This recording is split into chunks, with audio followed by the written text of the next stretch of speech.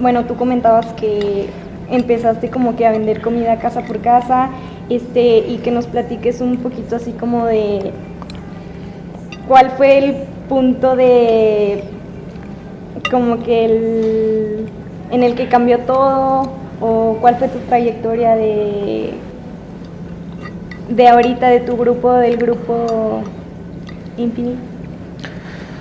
Mira, cuando tenía yo 19 años, más o menos a esa edad, yo tenía una pequeña fábrica de enchiladas. Se llamaban Enchiladas Doña Nati. Orgullosamente desde 1963, por supuesto, eso no era cierto. Yo tenía como 6 meses que las había empezado a hacer, ¿verdad? Pero no es marca. Pero eso vende y vende muy bien. Y me iba muy bien. Fíjate, lo que les voy a platicar es contrario a lo que pudiera pensarse o parecer de cualquier tipo de historia, porque me iba muy bien en esas enchiladas. Me iba bien como autoempleado, era uno de los mejores negocios que existía. ¿Por qué? Porque yo primero compraba los paquetes de enchiladas, luego los empecé a fabricar. La verdad es que no es un tema muy complicado de hacerse, es una tortilla, tiene queso con chile, es una línea de producción simple, sencilla, y yo ganaba 15 pesos por paquete.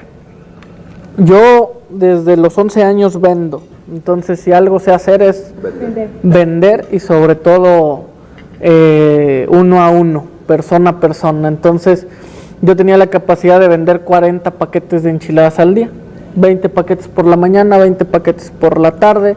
Era un tema muy simple, y si hacemos las cuentas, pues yo me estaba ganando 600 pesos diarios. De lunes a domingo, eso son 16,000, 17,000 pesos al mes. Muchas personas no lo ganan. Entonces a mí ya me iba de lujo. Muy bien. Empecé a crecer un poquito más, empecé a integrar algunos vendedores. No me funcionó porque es muy difícil la parte de los vendedores, de tener vendedores a tu cargo, enseñarles a hacer lo mismo que tú. Empecé a venderle directamente a tiendas y ahí llegué a vender hasta los 400 paquetes por día ya con una camioneta, y pues yo ganaba, no sé, 50,000 pesos, 45,000 pesos al mes, y ya era una locura. Básicamente era mi sueño hecho realidad, porque yo no había pensado jamás antes de eso, más allá de comprar una casa de Infonavit, jubilarme, tener algún puesto directivo en alguna planta, en alguna fábrica, ser gerente de algún restaurante. Yo hubiera sido maravilloso y extraordinario. Entonces yo estaba como en mi punto más álgido. Tenía yo 19 años, estaba recién casado, o sea, todo estaba como acomodado, justo en el punto en el que debería. Sin embargo, algo pasó, hubo ahí problemas financieros y de ventas, y se vino abajo absolutamente todo el negocio. Y contrario a lo que pudieras pensar, en el sentido de decir, oye, puta, pues es lo peor que te pudo pasar, al revés, yo podría decir que fue lo mejor que me pudo pasar, porque incluso después de pensar que yo estaba en ese punto, fue en ese momento cuando yo conseguí empleo en un despacho contable como asistente. Yo era asistente de los auxiliares, porque yo todavía ni siquiera estudiaba nada que tuviera que ver con contabilidad. Entonces entré a ese despacho. Era un despacho de auditoría en obligaciones obrero-patronales, exclusivamente del IMSS, del Infonavit. Y empecé a aprender y empecé a trabajar, y me empezaron a dar algunas otras categorías, hasta que yo auditaba cuentas por completo y no ganaba mucho dinero. Y nuevamente sobrevino un problema dentro del despacho que me impedía a mí ganar lo que yo quería, y ganaba muy poco dinero. Entonces lo que yo hice pues fue independizarme, con miras nada más a tener un despacho. Pero la verdad es que yo creo que lo que ha ido pasando es que mi pensamiento y mi forma de ver el mundo ha ido poco a poco cambiando, como si se estuviera expandiendo cada vez un poco más adelante, con una visión un poquito más larga. Ahí en ese momento yo lo que esperaba era poner un despacho, contratar personal. Yo veía lo fácil que era manejar el despacho, en el sentido de que el propietario no era contador, entonces él realmente administraba, ¿no?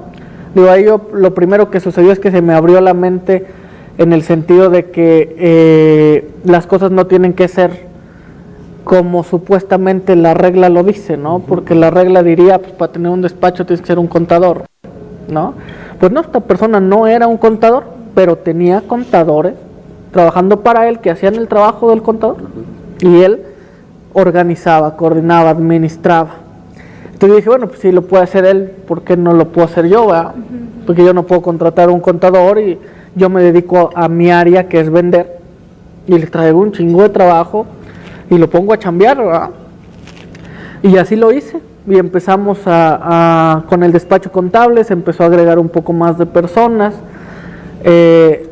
y durante estos 7 años ha habido momentos muy buenos, que han ido en aumento, y ha habido algunos momentos específicos en el intermedio, que son los que yo creo que son los que nos han hecho crecer. ¿Por qué? Porque cuando vas creciendo de forma sostenida solo creces. Todo está tan bien que la verdad pues, no tienes ni una necesidad, ni una aspiración, ni una obligación de hacer algo extraordinario para dar un salto de rana, les decía Steve Jobs, que era recuperar el espacio e ir todavía por delante. Pues ahí te la llevas. O en el peor de los casos, si ya con eso que ganas y que está bien, pues ahí te quedas, ¿verdad? Te volteas y en lugar de hacer extras al revés empiezas a hacer menos, ya puro disfrutar. Del despacho contable nos empezó a ir tan bien que adquirimos un bufete de abogados, lo compramos. Y fue el mismo pensamiento, si se puede tener uno de despachos, ¿por qué no se puede tener uno de abogados? Funciona igual, nada más el profesionista es distinto y él es el que sabe lo que tiene que hacer, ¿verdad? Pero lo compraron porque ya tenía clientes. Lo compramos porque nosotros ya teníamos clientes. Como la verdad es que una de las virtudes que yo creo que tenemos también es la calidad en el servicio. Si algo me enseñaron a mí, yo aprendí 2 cosas de los 11 años a los 19. Una fue a vender y la otra fue a atender. Yo fui mesero, taquero, cocinero, barman, en muchísimos lugares, y ahí la primicia es que tú ganas dependiendo de cómo atiendas, o sea, la calidad en tu servicio. Inclusive la comida puede ser mala, pero si el servicio está de poca madre, así es, a mí me va bien.